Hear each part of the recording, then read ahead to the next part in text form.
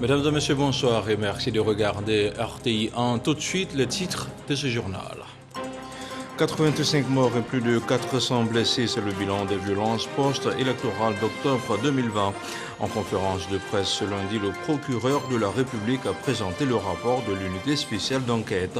Le document fait la lumière sur les violences survenues avant, pendant et après l'élection présidentielle et les coupables seront poursuivis. 36 cuniculteurs sinistrés en 2020 par l'épizootie de la fièvre hémorragique virale du lapin viennent d'être indemnisés par le ministère des Ressources animales et halieutiques. Ils ont reçu jeudi dernier un chèque d'une valeur de 36 millions de francs CFA, ainsi que 150 lapins reproducteurs dont la valeur est estimée à 30 millions. Décédé dimanche à l'âge de 90 ans, l'archevêque anglican Desmond Tutu sera honoré toute la semaine. Plusieurs cérémonies auront lieu à travers toute l'Afrique du Sud jusqu'à son inhumation prévue samedi 1er janvier. Bien avant, ces obsèques se tiendront samedi prochain à la cathédrale Saint-Georges du Cap. Voilà pour les titres. Merci de regarder RTI 1. Christophe Richard Adou était devant la presse. Ce lundi, le procureur de la République a présenté le rapport de l'unité spéciale d'enquête. Le document revient sur les événements malheureux de la crise post-électorale du 31 octobre 2020. Environ 233 personnes ont été interpellées dans plusieurs localités du pays. Elles devront répondre de leurs actes devant la loi. Abou Sanogo. Le procureur de la République, Adou Richard Christophe, présente le rapport de l'unité spéciale d'enquête mise en place pour faire la lumière sur les événements survenus à l'occasion de l'élection présidentielle d'octobre 2020, qui ont fait officiellement 85 morts et près de 500 blessés dans le pays entre août et novembre 2020. Selon Adou Richard Christophe, des investigations ont été menées pour apporter une réponse judiciaire appropriée aux infractions graves commises. Les investigations menées par les agents enquêteurs de cette unité et qui se sont déroulées sur 6 mois sous la direction du procureur de la République d'Abidjan ont permis de comprendre les principaux incidents graves survenus dans plusieurs villes, notamment Daoukro, Divo, Bonois, Abidjan, Yamsoukro, etc., et de situer les responsabilités de diverses personnes, soit en tant que commanditaires, soit en tant qu'auteurs matériels des faits. Plusieurs personnes ont été interpellées. 233 personnes impliquées à divers degrés dans la commission des infractions graves ont été interpellées dans plusieurs localités du pays et 40 personnes ayant été formellement identifiées sont activement recherchés pour avoir participé à ces événements. La grande majorité de ces personnes a bénéficié d'une mise en liberté provisoire ou a été placée sous contrôle judiciaire. Il y a lieu cependant de préciser que seules 11 personnes sont toujours détenues préventivement. Il s'agit des personnes présumés avoir commis des crimes crapuleux comme la décapitation du jeune Nguessan Kofi Toussaint à Daoukro, le meurtre de l'adjudant Sanogo Seydou atteint par balle à la tête, ainsi que des auteurs présumés des meurtres perpétrés à Dabou. Adou Richard Christophe rappelle que toutes les personnes dont la culpabilité pourrait être retenue au cours des procès à venir subiront toute la rigueur de la loi pénale. L'objectif étant, selon lui, de lutter contre l'impunité des auteurs des infractions graves commises, surtout à chaque période électorale.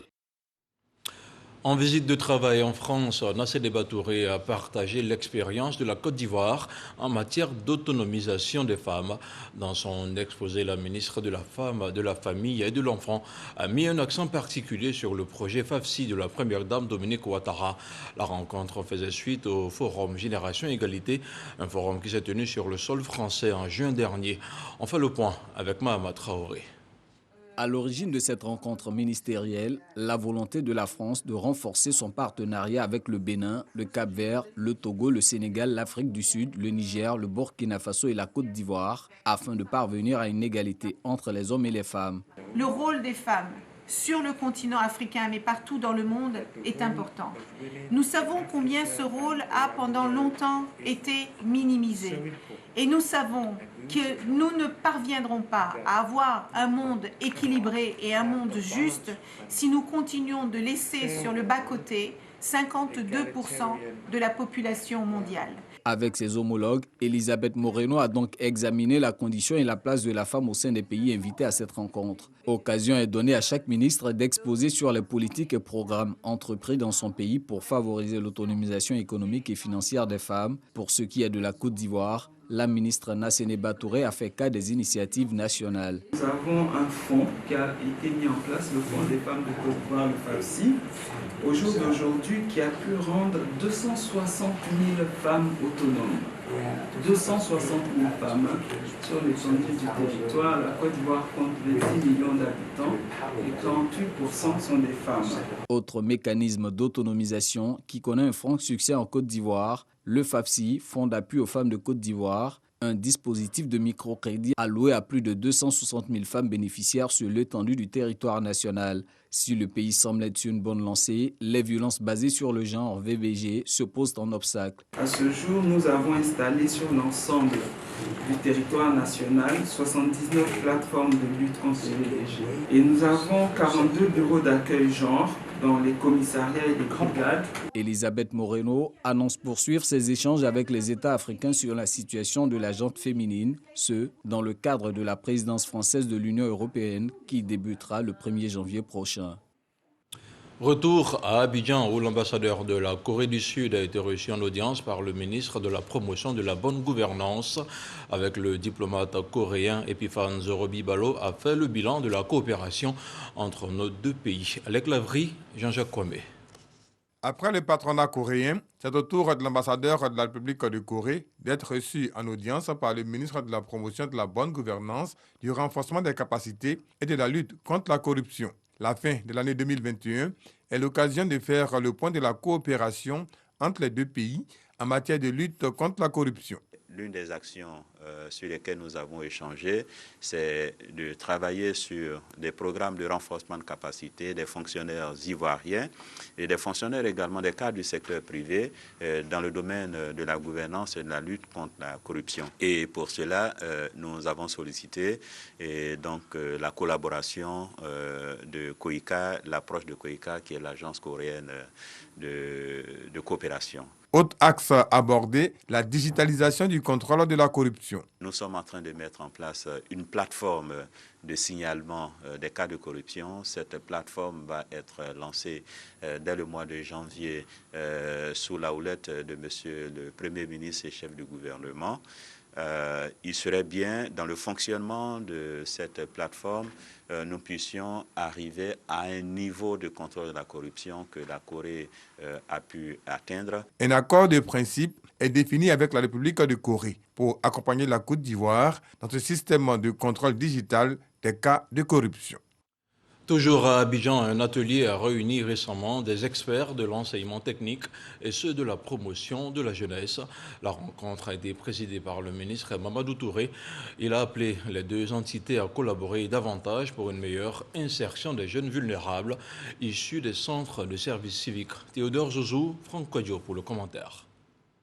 Faciliter l'employabilité et l'insertion des jeunes des centres de services civiques de Côte d'Ivoire est le défi de la tutelle. En collaboration avec le ministère de l'Enseignement technique, des référentiels de formation sont soumis à analyse et validés par les experts des deux ministères. Ces deux ministères ont décidé de collaborer étroitement afin de proposer des produits à nos élèves pour qu'ils soient mieux formés et pour qu'ils puissent facilement s'insérer après dans la vie active. Le contenu harmonisé des compétences générales, la liste des métiers, l'approche par compétences constituent ces référentiels adoptés remis au ministre Mamadou Touré. C'est le fruit vraiment d'une bonne collaboration que nous avons mis en place depuis avril, où les deux départements ministériels travaillent conjointement. Et cela a permis donc de faire des avancées sur pas mal de questions.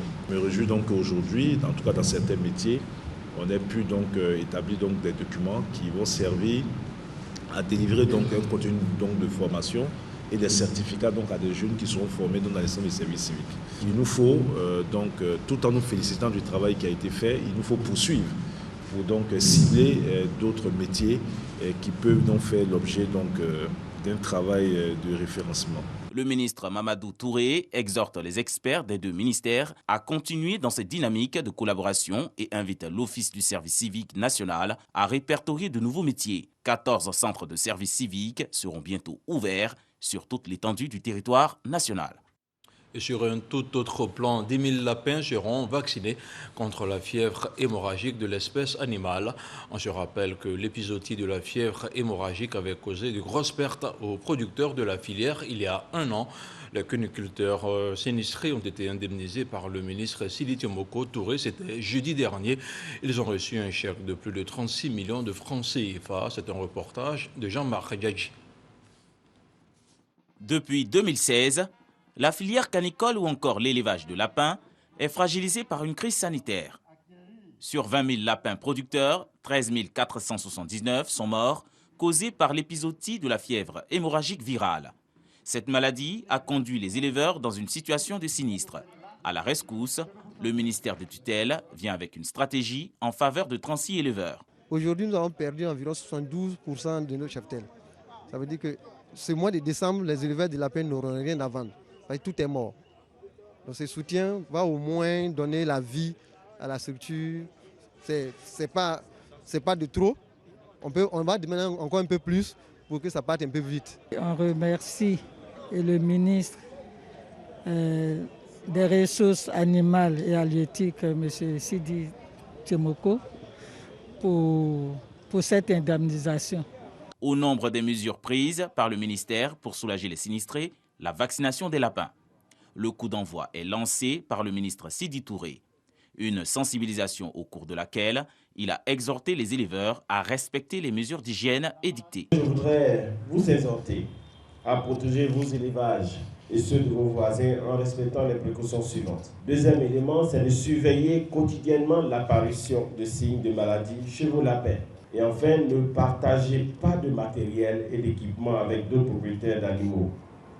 Vous n'oublierez surtout pas de contrôler la circulation humaine en interdisant l'accès de vos élevages aux personnes non autorisées.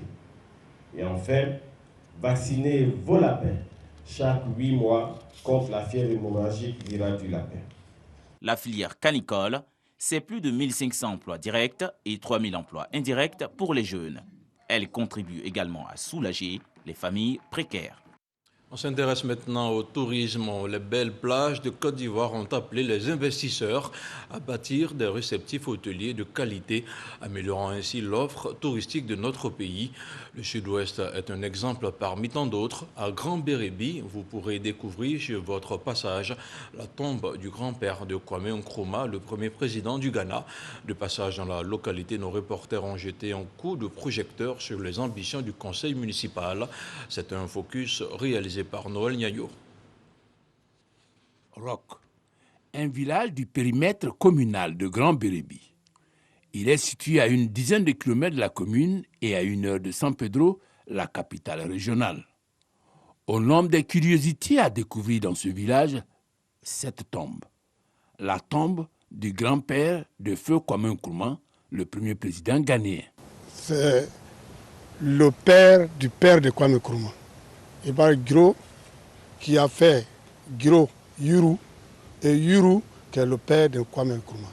Notre interlocuteur du jour nous situe sur l'historique de la tombe. Nous avons reçu un blanc en 70, dans le temps, avec les vieux, qui a parcouru toute la région de Grand Bérébi. Il est resté à Rogue pendant près de 10 ans. Et au moment où il posait les questions aux parents, un cousin de Kwame Nkrumah était mort au Libéria. Donc, les sœurs de Kwame Nkrumah qui étaient au Libéria l'ont accompagné. Et il a croisé ces femmes-là. C'est les femmes-là même précisément qui leur ont donné tous les renseignements. Et il a fait le livre. C'est à partir du livre que j'ai appris ça. Valoriser cette tombe, en faire un site touristique à visiter, voilà la préoccupation des populations. Nous voulons que cette tombe soit valorisée. Puis c'est un site touristique et il y a des gens qui viendront visiter. Mais jusqu'à présent, nous pleurons. Nous n'avons pas, on ne sait pas par quels moyens il faut entourer. Surtout que les opérateurs économiques l'ont déjà inscrite sur leur circuit. Ça fait partie des sites touristiques que nous proposons, au même titre que d'autres sites naturels, qui est la visite sur la rivière Néro pour aller à la rencontre des singes, d'aller aussi à Tabaoulé pour aller voir les piscines naturelles, ou bien de les emmener sur les grandes plages qui sont juste à côté de l'hôtel pour aller voir au moment des pontes des tortues marines, d'aller observer les pontes des tortues marines. Sur la question, la mairie de Grand Bérébi s'engage. Cette tombe, nous la visitons toujours et nous avons promis en municipalité, et ce sera en municipalité, je vais réveiller encore ces soucis pour que vraiment on mette ça au budget pour que nous puissions entourer cette tombe qui nous fera peut-être un site touristique très important qui viendront visiter les touristes à Bérébi. Au-delà de cette action, la mairie veut exploiter son potentiel touristique avec intelligence parce que Grand Bérébi est grosse d'opportunités.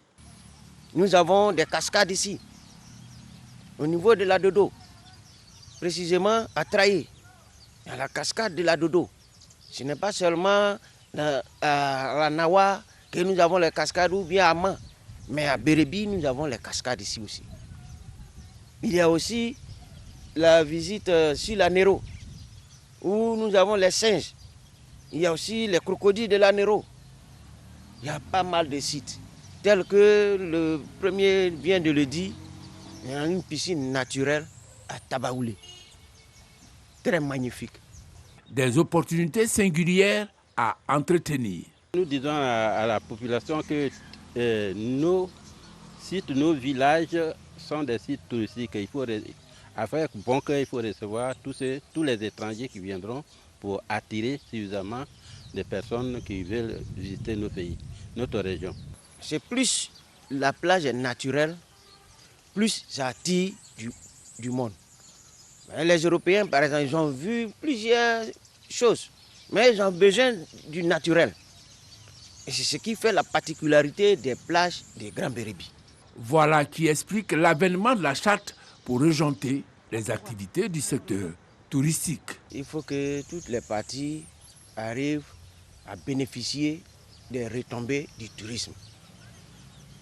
C'est-à-dire le guide touristique, la mairie, les propriétaires terriens et les complexes hôteliers qui sont existants dans notre commune. Un secteur que la pandémie a positivement impacté. Les gens avaient l'habitude de voyager soit dans la sous-région, partir sur Dakar ou au Ghana, ou bien même plus loin, à Dubaï ou Paris. Et l'année dernière, pendant toute la crise du Covid, les gens ont préféré voyager ici en Côte d'Ivoire. Donc ils partaient à Yamoussoukro, ils partaient à Man, ils partaient à Bouaké, et puis sur la région du Bassa-Sandra, San Pedro, puis à Grand Bérébi. Le sud-ouest de la Côte d'Ivoire, hier parent pauvre du tourisme, est en train de sortir la tête de l'eau au grand bonheur des communes comme celle de Grand Bérébi. Un reportage de Noël Niagno à revoir sur RTI 1. La lutte contre la Covid-19 se poursuit. On fait le point de la situation au 27 décembre.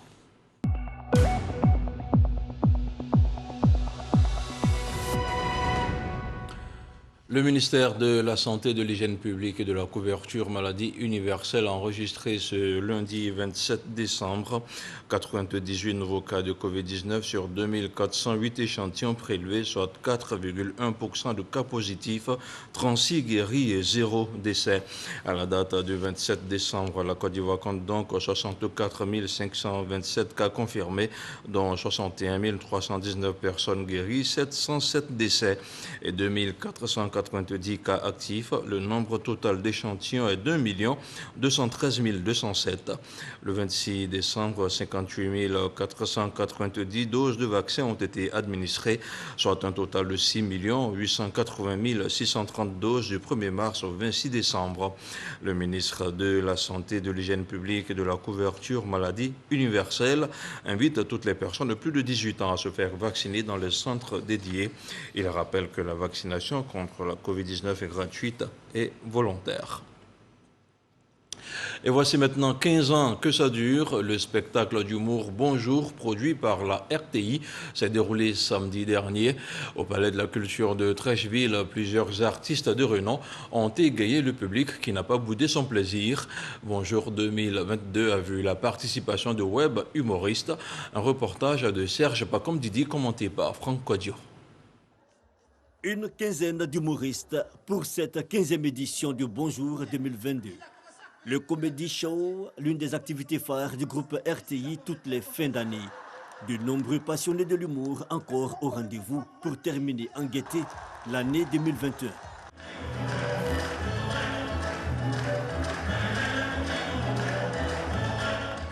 Ces distributeurs de bonne humeur, tous gonflés à bloc, donnent le meilleur d'eux. La Côte d'Ivoire est devenue premier pays exportateur de buzz. L'innovation pour cette édition, la participation de web humoristes tels Eunice Zinon, Maman de Dodo, entre autres, coup de maître. Vous me connaissez, je dis. Bonjour 2022, récital d'humour, mais aussi détection de nouveaux talents. C'est ma première fois de jouer à Bonjour. C'est l'occasion idéale pour montrer au public ivoirien qu'il y a vraiment de la relève. Le public a réagi très positivement. Le grand Bamba Bakari, qui était de la fête ce soir, qui a été honoré. Bamba Bakari, c'est le précurseur de l'humour en Côte d'Ivoire. Il faut rendre hommage à cet homme, le directeur général de la RTI, qui a mis tout à notre possession pour que nous puissions réussir cet événement. Un spectacle d'humour haut en couleur, fou rire, hurlements, joie, applaudissements dans la salle, esbrouf et satire se côtoient aisément au grand plaisir du public.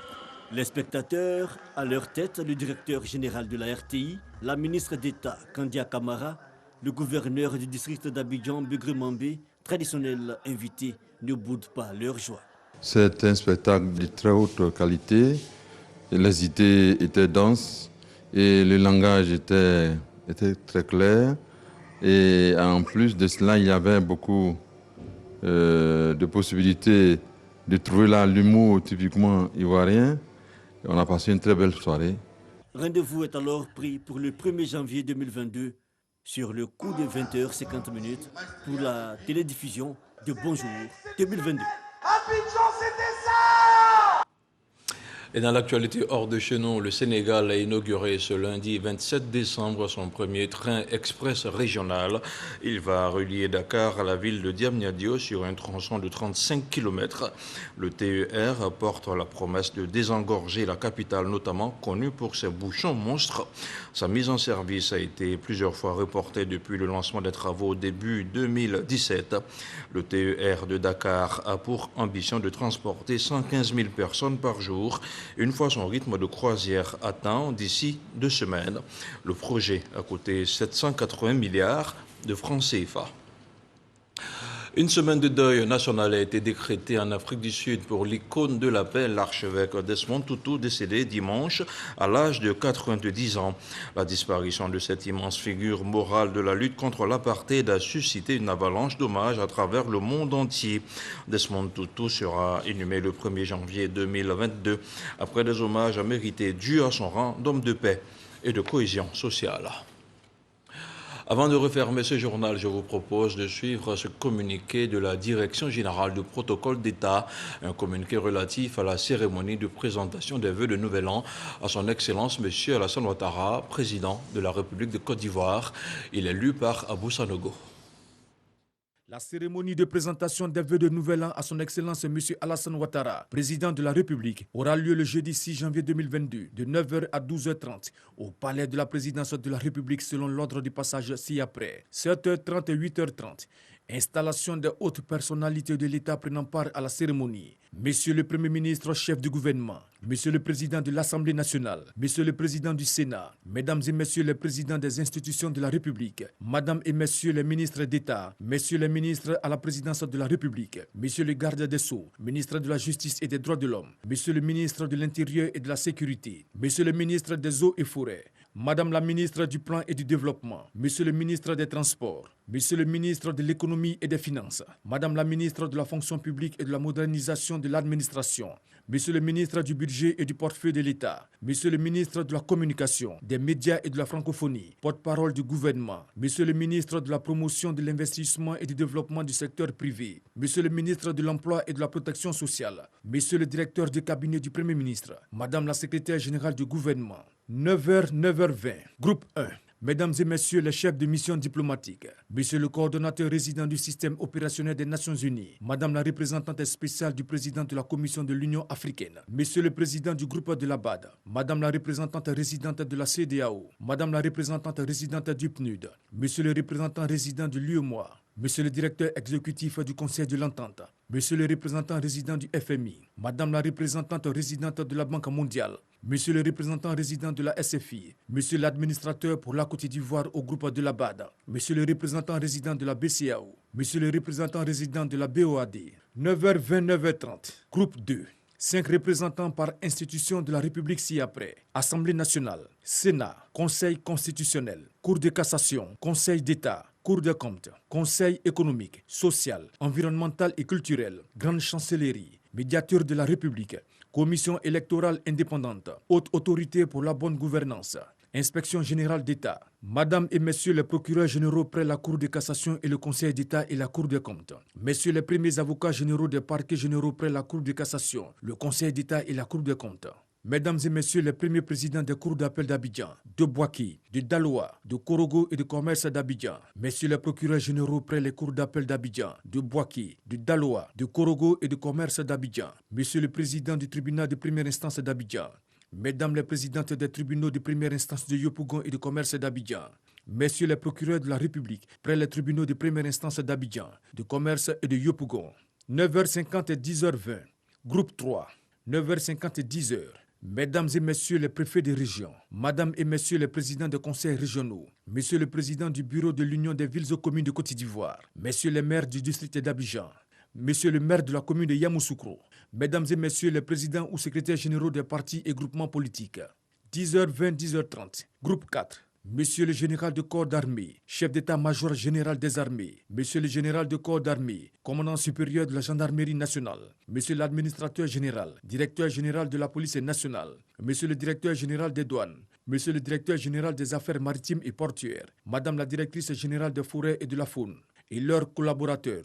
10h50, 11h20, groupe 5, Monsieur le Président de l'Académie des sciences, des arts, des cultures d'Afrique et des diasporas africaines, ASCAD, Madame et Messieurs les Présidents des universités publiques de Côte d'Ivoire, Madame la Présidente du Conseil national des droits de l'homme de Côte d'Ivoire, Messieurs les Présidents des autorités de régulation, Messieurs les Présidents des chambres consulaires, Mesdames et Messieurs les Présidents du Conseil d'administration et directeurs généraux des sociétés d'État, Messieurs les Présidents de la Confédération générale des entreprises de Côte d'Ivoire et de la plateforme unique des petites et moyennes entreprises, Monsieur le Président de l'Association professionnelle des banques et établissements financiers de Côte d'Ivoire, Monsieur le Président de l'Association des sociétés d'assurance de Côte d'Ivoire, Monsieur le bâtonnier de l'Ordre des avocats de Côte d'Ivoire, Mesdames et Messieurs les présidents des ordres et organisations professionnelles, Messieurs les secrétaires généraux des centrales syndicales, UGTCI, Dignité, Humanisme, FESACI, UNATCI, Monsieur le Président de la Ligue ivoirienne des droits de l'homme, Monsieur le Président du Mouvement ivoirien des droits de l'homme, Monsieur le Président d'Action pour la protection des droits de l'homme.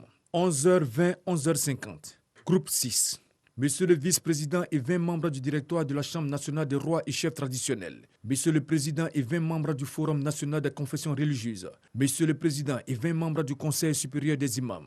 12h, fin de la présentation des vœux de nouvel an à Monsieur le Président de la République. Un cocktail est offert par le chef de l'État dans les jardins du palais de la présidence de la République au terme de chaque passage. 12h30, fin de la cérémonie.